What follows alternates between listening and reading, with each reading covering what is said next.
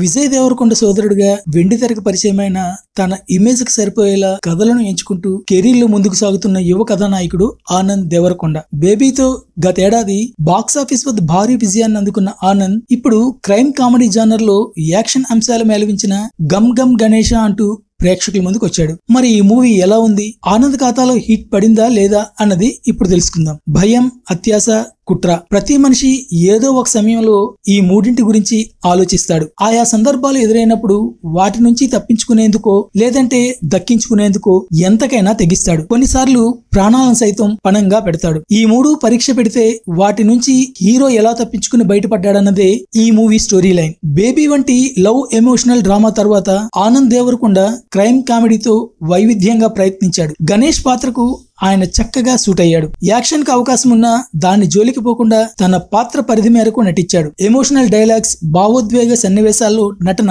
ఇంకాస్త మెరుగుపడాల్సి ఉంది. హీరోయిన్ కు పెద్దగా ప్రాధాన్యం లేదు. ఫస్ట్ హాఫ్ లో నయన్ సారిక, సెకండ్ హాఫ్ లో ప్రగతి శ్రీవాస్తవ జస్ట్ టైం పాస్ అంతే. ఆనంద్ స్నేహితుడిగా ఇమ్మాన్యుయల్, మతి భ్రమించిన డాక్టర్ ఆర్గాన్ డేవిడ్ గా వెన్నెల్ కిషోర్ పాత్ర కనిపించిన ప్రతిసారి థియేటర్ లో నవ్వులే నవ్వులు. డాక్టర్ డేవిడ్ వల్ల అటు రుద్రా గ్యాంగ్, ఇటు గణేష్ పడే ఇబ్బందులు ప్రేక్షకుడిని కడుపుబ్బా నవ్విస్తాయి. ఆ ట్రాక్ మొత్తం హిలేరియస్ గా పండింది. మధ్యలో ప్రగతి శ్రీవాస్తవతో లవ్ ట్రాక్ పెట్టడం అసలు కథ కాస్త పక్కకు వెళ్ళినట్టు అనిపిస్తుంది. పతాక సన్నివేశాల్లో రామ్ జగన్ పాత్రతో ఊహించని ట్విస్ట్ ఇచ్చి అలరించాడు దర్శకుడు. ఆయా సన్నివేశాలు తుపాకీలతో కాల్చుకోవడం, స్వామిరారా క్లైమాక్స్ ను గుర్తు చేశాయి. ఎక్కడా కూడా అసభ్యతకు తావు లేకుండా కామెడీని పండించడం మెచ్చుకోదగిన విషయం. చైతన్ భరద్వాజ్ పాటలు, డైరెక్టర్ ఉదయ్ బొమ్మిశెట్టి ఎంచుకున్న కథ కొత్తదేమీ కాకపోయినా ఎంటర్టైనింగ్ గా చెప్పడంలో పర్వాలేదనిపించాడు. విలన్ పాత్రను కూడా ఇంకాస్త బలంగా చూపించి ఉంటే బాగుండేది. ఫస్ట్ హాఫ్ లో లవ్ ట్రాక్ అవసరం లేదు. దానికి బదులుగా సెకండ్ హాఫ్ లో